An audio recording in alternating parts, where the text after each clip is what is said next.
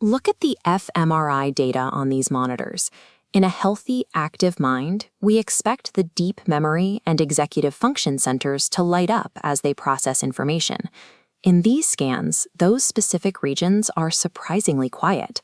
This inactivity occurs in brains with no history of trauma or disease.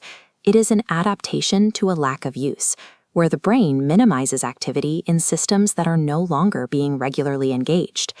Researchers describe this observed shift as a neurocognitive phenotype. It represents a new baseline for the human mind in the digital era, where our cognitive patterns are shifting away from internal processing. The stakes of this audit are biological.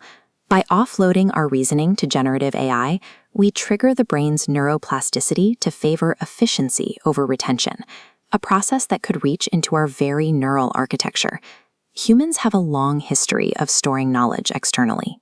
We built physical infrastructure like this library to act as a secondary memory bank for the information we couldn't keep locally. But there is a clear distinction between using a tool to assist memory and modern cognitive offloading. Beneficial offloading manages external tasks, like grammar or arithmetic. Detrimental offloading attempts to bypass the mental work entirely. This becomes dangerous when we outsource the intrinsic generation of ideas and logic. Instead of using a tool to find a fact, we are asking external servers to perform the actual act of thinking on our behalf. We have moved past searching for information to bypassing the biological schema construction process. We are avoiding the very mental effort required to build human expertise. To see the physical impact of this shift, we have to look at the data coming out of the MIT Media Lab. In 2025, researchers used EEG headsets to monitor 54 participants over 4 months. They tracked brainwave activity while subjects wrote essays, comparing unaided work against AI-assisted tasks. This chart reveals a massive drop in engagement. While the brain is highly active during independent writing, alpha band connectivity, the signal for active problem-solving, falls by 55% during AI-assisted tasks. This triggers synaptic downscaling.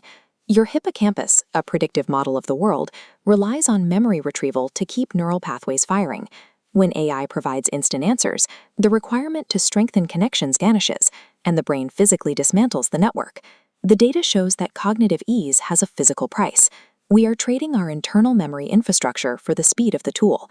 We are migrating our core cognitive capabilities from local biological storage to external servers. This migration creates measurable dysfunction. As we offload executive control to the machine, this center for decision-making and attention begins to atrophy. Every time we bypass independent thinking to save time, we accumulate cognitive debt. It is a deficit in the very mental skills that the task was designed to build. Because this debt is reflected in the physical withering of neural pathways, it cannot be simply paid off. Once the mental musculature is gone, regaining independence is a struggle.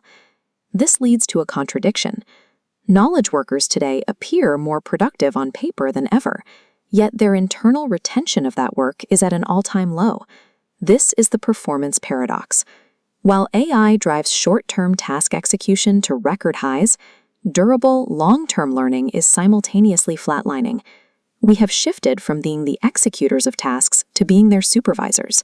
We are now left to verify AI outputs without the foundational knowledge needed to recognize when the machine is wrong. Society is producing more than ever, while internally knowing less.